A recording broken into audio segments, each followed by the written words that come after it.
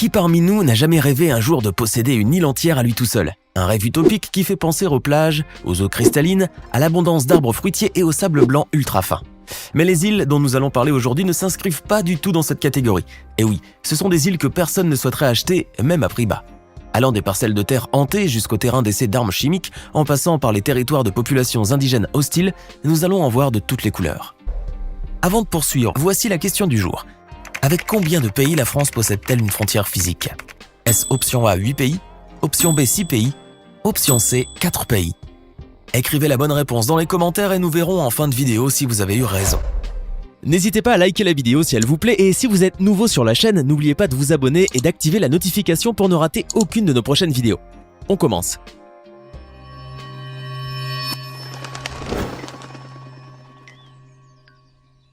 Commençons donc par l'île de Poveglia, située au large du lagon de Venise. Elle est surnommée l'île maudite. En effet, son passé lui a valu la réputation de l'endroit le plus hanté d'Italie, rien que ça. Alors que la peste noire ravageait l'Europe au XVIe siècle, Poveglia accueillait les malades afin de les isoler du reste du monde. Ceux-ci étaient soit brûlés vifs, soit jetés dans des fosses pour subir une longue agonie. L'île a ensuite été longtemps abandonnée jusqu'en 1922 quand un médecin se hasarde à y construire un hôpital psychiatrique. C'est alors que les malades commencèrent à avoir des hallucinations et à entendre des sons derrière les murs. Le médecin, qui par ailleurs torturait ses patients de la plus atroce des manières, devint lui-même aliéné et finit par se suicider.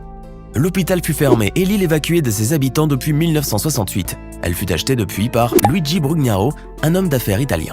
Jusqu'à présent, personne ne sait quelle sorte d'investissement ce dernier prévoit d'y placer. Mais une chose est sûre, la réputation de Poveglia ne sera pas effacée de sitôt. Située à 1 km de la côte occidentale de l'Écosse, l'île de Guignard n'est pas non plus très attractive. Bien que présentant des paysages naturels pittoresques, le rocher de 200 hectares demeure inhabité depuis 1920. Mais c'est lors de la Deuxième Guerre mondiale que l'île se construit sa réputation morbide. Dans le contexte de la course folle vers l'armement, des bombes biologiques ont été testées sur l'île par le gouvernement de Winston Churchill. Bien que les cobayes n'étaient que des pauvres petits moutons, l'opération fut un énorme succès pour les forces américaines, étant donné qu'ils furent tous tués en quelques jours seulement. Depuis cette période, l'endroit a été mis en quarantaine car fortement contaminé de bacilles à charbon, bactéries mortelles et objets de l'expérience.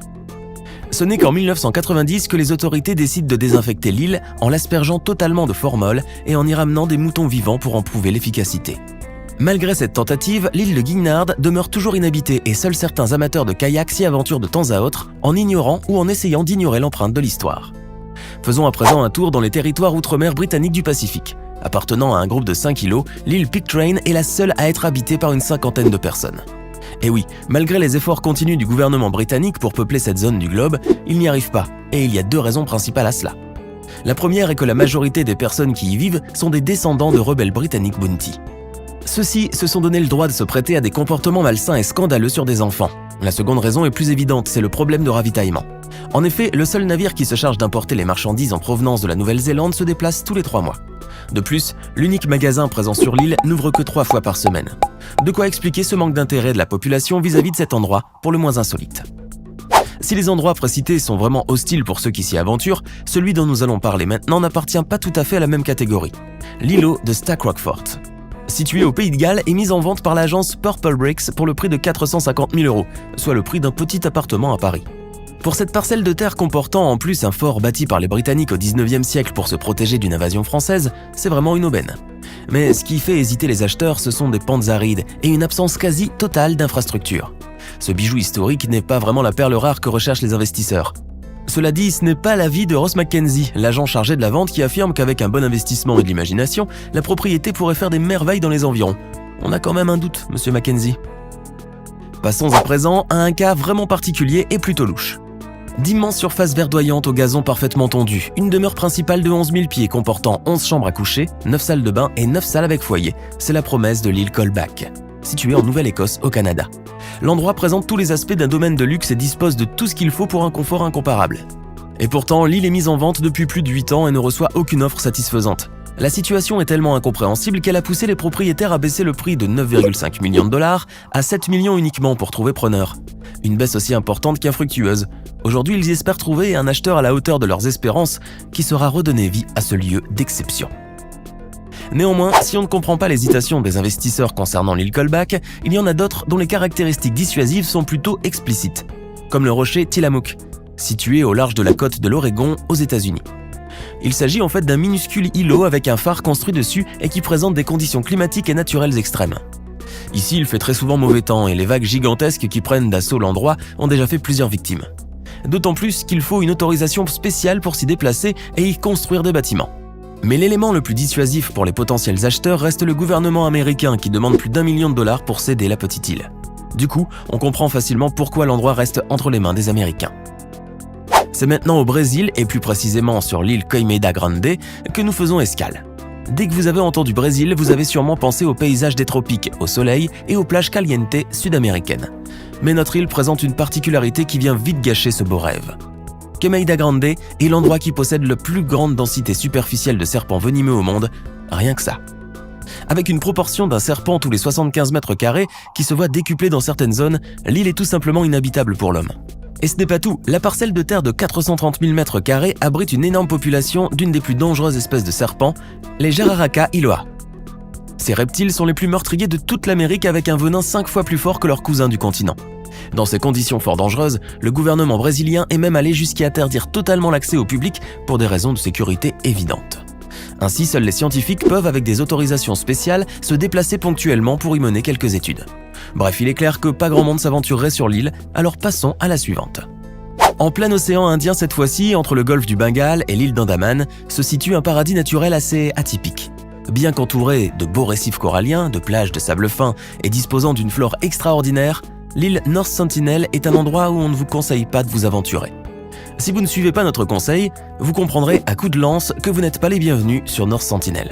Eh oui, l'île abrite une population indigène qui préserve depuis plus de 60 000 ans son mode de vie pré-néolithique, pas très accueillante, carrément hostile et qui refuse toute forme de communication. Même après avoir été victimes d'un tsunami, les sentinelles, comme ils ont été baptisés, ont pris d'assaut les hélicoptères de sauvetage à coups de flèches et de lances. Le gouvernement indien ayant décidé d'arrêter toute tentative de contact, fait même tout son possible pour protéger leur écosystème et les laisser vivre en paix. Eh oui, ce genre d'endroit existe encore sur Terre. Incroyable mais vrai. Les îles japonaises sont connues pour leur grande diversité écologique, mais elles sont également célèbres en raison de leur forte activité volcanique, à l'instar de l'île Miyakejima, qui fait partie de l'archipel Izu. Bien que l'endroit soit d'une beauté extraordinaire et qu'il dispose d'une faune particulièrement riche, y habiter n'est pas vraiment sûr, surtout si vous tenez à votre vie. Et pour cause, le mont Oyama qui surplombe l'île est un stratovolcan. En d'autres termes, c'est un volcan de forme conique composé de plusieurs couches et prêt à entrer en éruption à n'importe quel moment. Ce monstre de roche et de lave a déjà fait beaucoup de dégâts et pour cause, il a une fréquence d'irruption d'une fois tous les 20 ans. De ce fait, l'atmosphère de l'île est devenue tellement toxique que tout le monde y porte des masques à gaz, comme sur les sites de catastrophes nucléaires. D'ailleurs, Miyakejima porte le sinistre surnom de l'île aux masques à gaz. On comprend donc mieux la réticence des acheteurs à investir dans une propriété ici. C'est une petite île au large de Miami, anciennement connue sous le nom de Birmanie.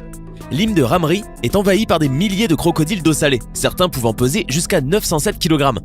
Ces crocodiles ne semblent a priori pas représenter un danger mortel, mais en fait vous vous en doutez, ils sont capables de devenir agressifs et d'attaquer toute personne qui pénètre dans leur habitat naturel. L'île et ses habitants reptiles sont devenus célèbres à cause d'un horrible accident qui s'est passé pendant la Seconde Guerre mondiale. En 1945, les combats entre les troupes britanniques et japonaises eurent lieu à Ramri. Lors des affrontements, environ 400 soldats japonais ont été forcés de fuir en direction des marais de l'île. Les soldats y ont été attaqués, pas par les Britanniques, mais par les crocodiles dont ils sont devenus la nourriture. Cet épisode dramatique est enregistré par le livre Guinness des records comme étant la plus grande attaque de crocodiles sur l'homme. L'île des Caraïbes. Il existe une toute petite île néerlandaise dans les Caraïbes, qui ne mesure que 13 km² et qui s'appelle Saba. Ce qui rend cette île intéressante, c'est sa dangerosité. Plus que toutes les autres îles du secteur, elle a été frappée par des ouragans monstres tout au long des 150 dernières années. En effet, l'île de Saba a subi 15 tempêtes de catégorie 3 et 7 ouragans de catégorie 5. Et pour ne rien arranger, elle se situe aussi au sommet d'un volcan endormi.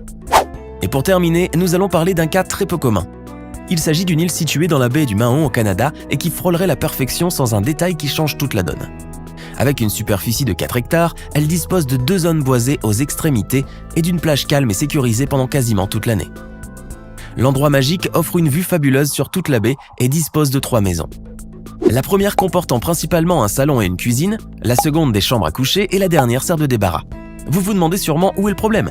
Eh bien, il n'y a tout simplement pas de superficie fixe. Et oui, l'île est assez fréquemment submergée par les eaux qui l'entourent et change donc continuellement de surface habitable. C'est dommage pour un si bel endroit. Par conséquent, et comme personne ne souhaite investir dans un lieu à superficie variable, l'île reste inhabitée. Merci d'avoir regardé cette vidéo des 10 îles que personne ne souhaiterait acheter. N'hésitez pas à nous dire en commentaire si vous auriez investi dans un endroit aussi particulier et lequel vous a le plus surpris. Sinon, la France partage ses frontières terrestres avec 8 pays. La Belgique et le Luxembourg au nord, l'Allemagne et la Suisse à l'est, l'Italie au sud-est, Monaco, Andorre et l'Espagne au sud. J'espère que vous avez été nombreux à trouver la bonne réponse. Hey! Savez-vous que nous avons des centaines d'autres vidéos disponibles pour vous? Commencez immédiatement une nouvelle vidéo en cliquant sur l'une de ces deux propositions et à demain, même heure, même chaîne pour de nouvelles découvertes.